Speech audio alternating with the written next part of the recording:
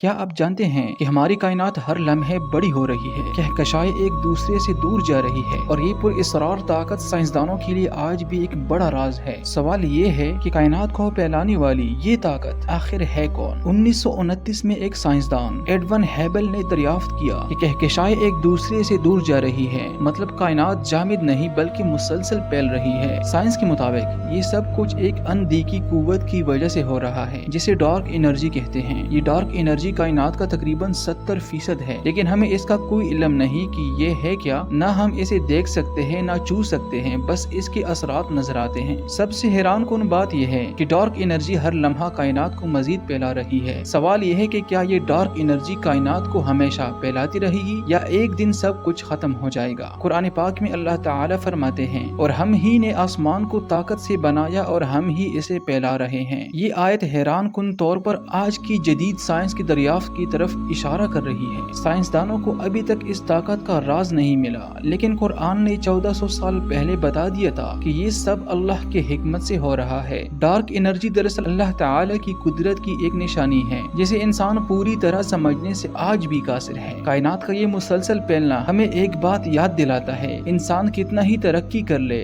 असल ताकत और कंट्रोल सिर्फ अल्लाह के पास है। सवाल ये है कि हम इस हकीकत से क्या सीखते हैं? क्या हम रब की निशानियां देखकर इसे पहचानने की करीब आते हैं